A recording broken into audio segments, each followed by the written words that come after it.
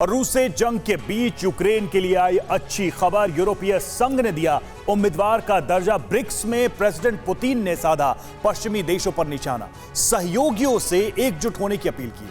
आर्थिक संकट से घिरे इक्वाडोर में सड़कों पर उतरी जनता। पुलिस और प्रदर्शनकारियों के बीच हुई खूनी झड़प। और कंगाल पाकिस्तान क्या चीन को सौंप देगा गिलगिट बाल्टिस्तान। रूस यूक्रेन जंग के साथ दुनिया के कई देशों में तनाव से जुड़ी खबरों के लिए देखते हैं all war front top down.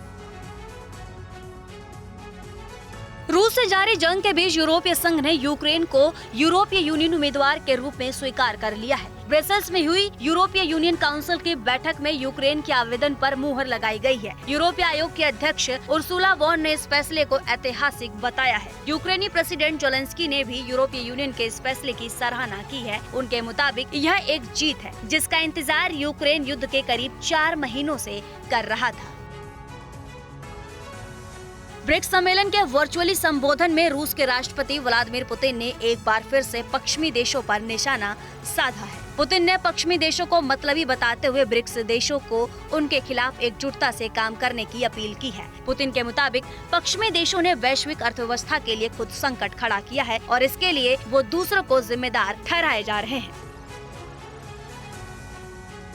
Sweden के स्कॉलर ने नाटो के वैश्विक विस्तार को फिनलैंड और स्वीडन के साथ साथ पूरे यूरोप के लिए खतरनाक बताया है। स्वीडन में शिलर इंस्टीट्यूट के अध्यक्ष उल्फ सैंडमार्क के मुताबिक नाटो हमारी रक्षा के लिए लड़ने की बात करता है, लेकिन अगर नाटो एशिया पैसिफिक में भी विस्तार करता है तो हमारे जवानों को पूरी दुनिया में लड़ने के लिए जाना पड़ेगा। गंभीर आर्थिक संकट से घिरे इक्वाडोर में जनता सरकार के खिलाफ सड़कों पर उतर गई है। देश के कई हिस्सों में विरोध प्रदर्शन तेजी से हिंसक रूप ले रहे हैं। हिंसक झड़पों के बाद सरकार ने अपनी कई विभागों में आपातकाल घोषित कर दिया है। इक्वाडोर की जनता राष्ट्रपति गुइलेर्मो लासो की दक्षिणपंथी सरकार और उनकी जन विरोधी आर्थिक नीतियों के खिलाफ पिछले 11 दिनों से अनिश्चितकालीन हड़ताल पर है। चीन ताइवान की हवाई सीमा में लगातार घुसपैठ करके उस पर दबाव बनाने की कोशिश में जुटा है। ड्रैगन ने इस बार ताइवान को डराने के लिए अपने 22 एयरक्राफ्ट भेजे, जिसमें Y-8 ASW, KJ-500 AEW, Y-8EW, J-16, JH-5 जैसे एयरक्राफ्ट बॉम्बर शामिल थे। हालांकि चाइनीज जेट्स के सीमा लांघते ही ताइवान की एयरफोर्स एक्टिव हो गई और चीनी एयरक्राफ्ट को अपने बॉर्डर से बाहर खदेड़ दिया।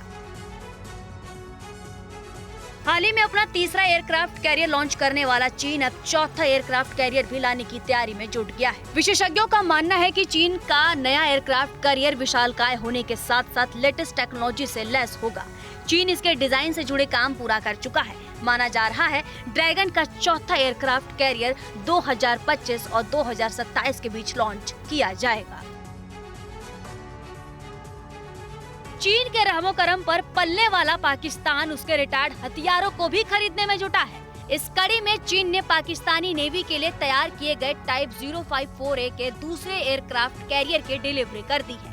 मीडिया रिपोर्ट्स में दावा किया गया है कि चीन का बनाया हुआ यह युद्धपोत इतना ज्यादा धुआं छोड़ता है कि उसे आसानी से डिटेक्ट किया जा सकता है।